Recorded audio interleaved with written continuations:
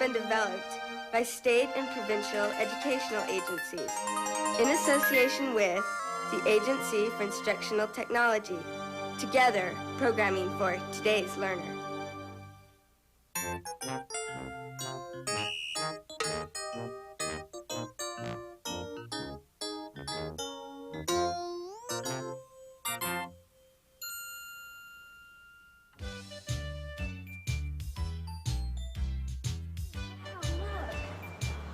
This is definitely the star. Yeah, come on.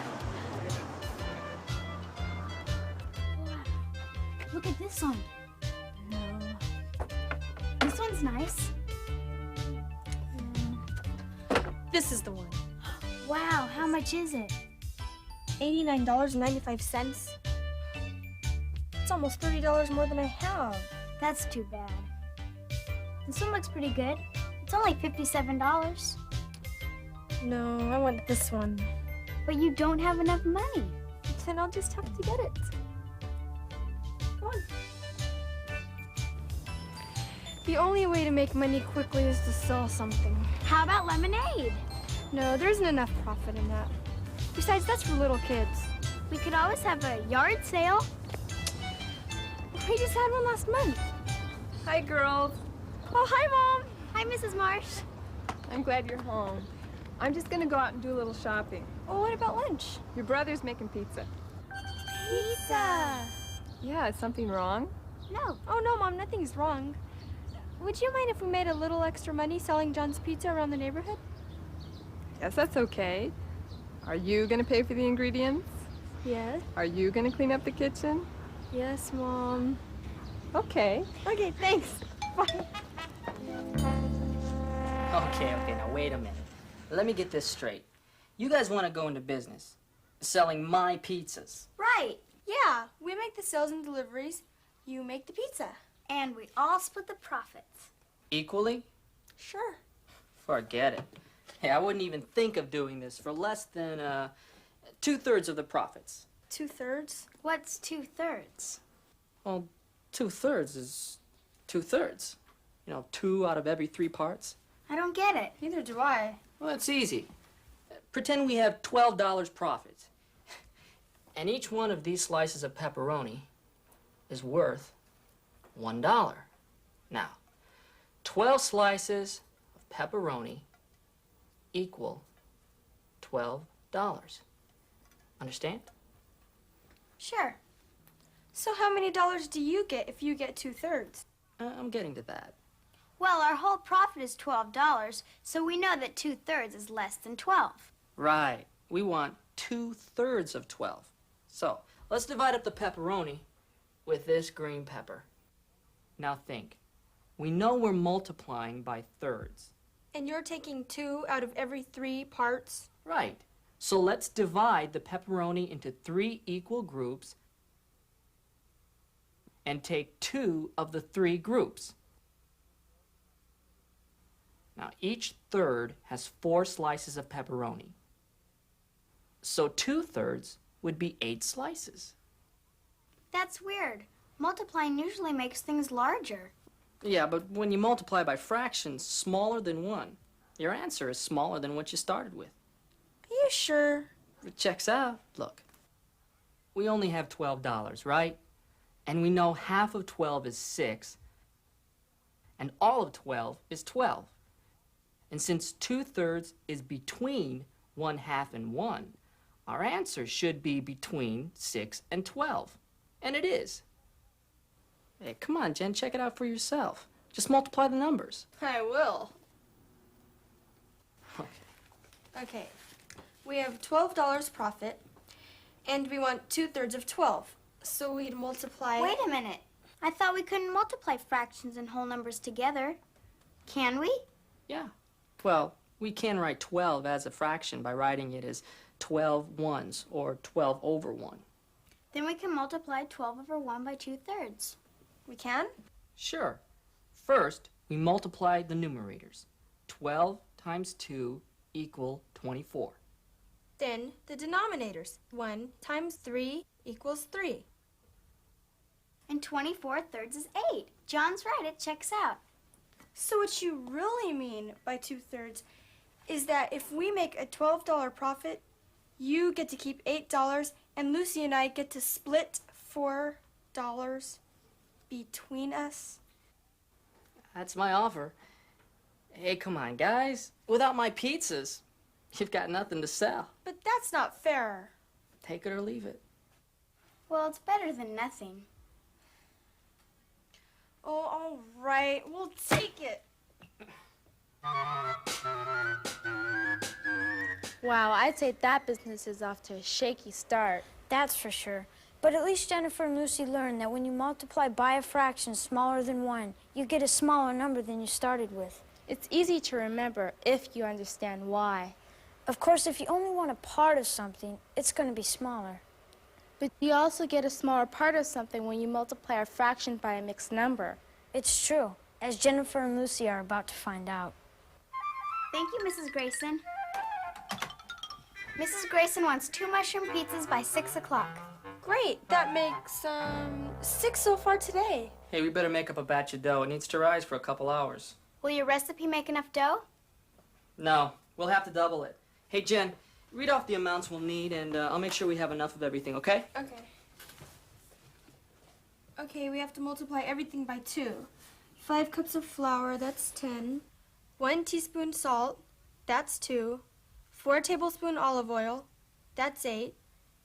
2 packages dry yeast, that's 4. And 2 3/8 cups of warm water. Oh no. Fractions again. How are we going to multiply 2 3/8 by 2? Same way you did the other multiplication. First, change everything into fractions. Okay. We have to multiply 2 3/8 by 2. So first we'd rename 2 3/8 as a fraction. 2 as eighths would be 16/8.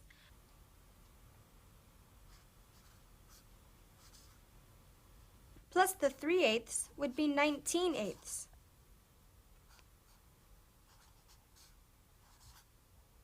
Now, multiply the 19/8 by 2 over 1. Which would be 38/8. Or 4 6/8 cups of water. Right. 6/8 cups, that's the same as 3/4, so it'd be 4 3/4 cups. Great. Now, let's get to work. Wait. First of all, we should check the reasonableness of our answer. Now, 2 3/8 is almost 2 1/2, and 2 1/2 times 2 is 5. And our answer, 4 3/4, is almost 5. So it checks out. Of course it checks out.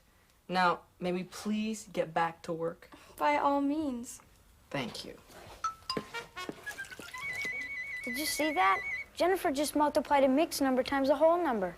Yeah, and it didn't take her long at all, once she understood that the process was the same. You always rename everything so you're multiplying fractions by fractions. She also remembered to estimate to see if her answer was reasonable. Right. If you round up or down to the nearest whole number, you can mentally figure out if you're close. You know, cooking isn't the only place that helps in how to understand multiplying fractions. That's for sure. Tailors, architects, and carpenters all multiply fractions every day as a part of their jobs. That's 49 3/8. Okay, according to the plan, in order to build this wall, I'm going to need 86 pieces at 49 3/8. How much material do you think I need to order? This is Mark Passarelli. He designs sets for television shows and movies. Why is it necessary to understand fractions to become a good carpenter? Well, normally when somebody designs something, such as either a piece of furniture or a set, the piece that we're to build never falls in exact measurements. Why do most of your fractional measurements have to be exact? The reason for them to be exact is because if you don't get them exact, items like windows and doors won't fit in their proper places. They won't open correctly or close correctly. For instance, on these windows, what we would do is take the entire length and divide it by the number of panels that we have on the window itself. And by doing this, If they're not a whole number, we're going to have to multiply fractions to get that exact measurement. So each of these window openings is exactly the same. On this planner, what does this fraction mean? Okay, this plan is drawn to scale, which means that it is reduced down from the actual size of the object that we're going to be building. This happens to be a 1/2 inch equals 1 foot.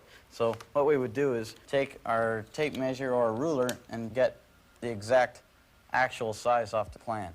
In this case, this window happens to be 2 inches wide, so it's 4 feet in 1/2 inch scale. Thanks a lot, Mark. Now let's see how the pizza business is getting along.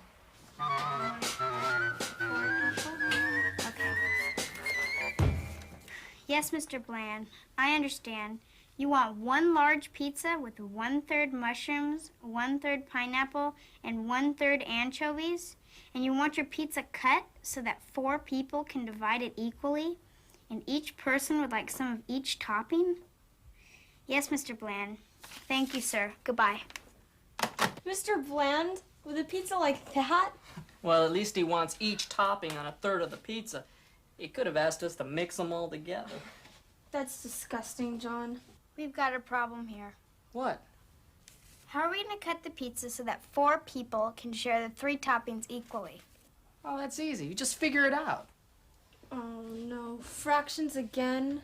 Yeah, you got it. Wait a minute. I think I do.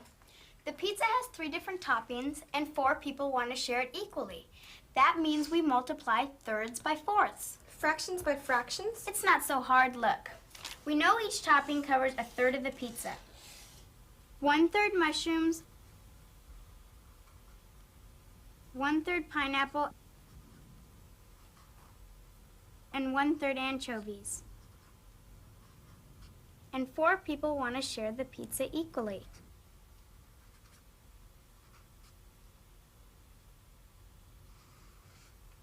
So now we divide the 3 sections into fourths.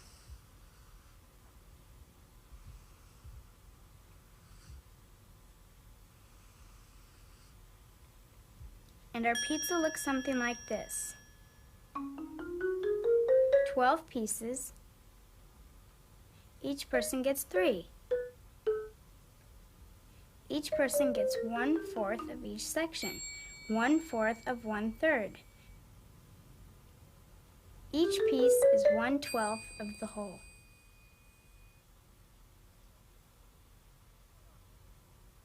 Well, it looks right. Well, let's check it out.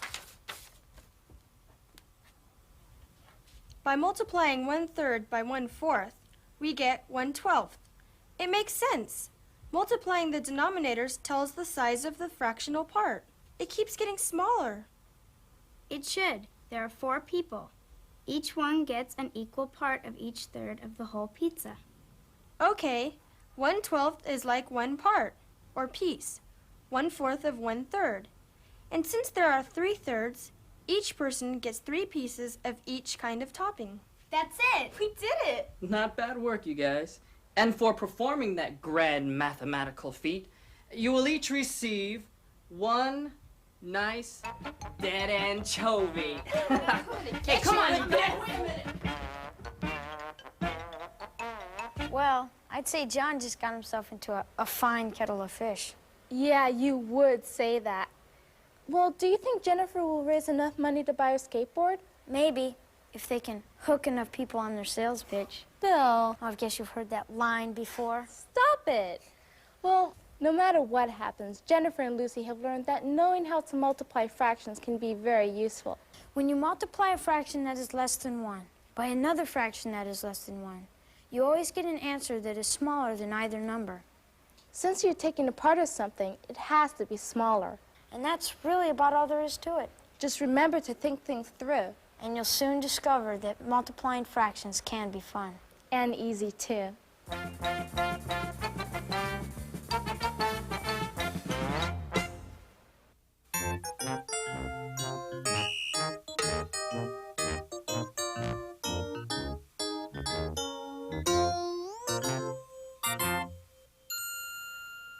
This program was supported in part by the National Science Foundation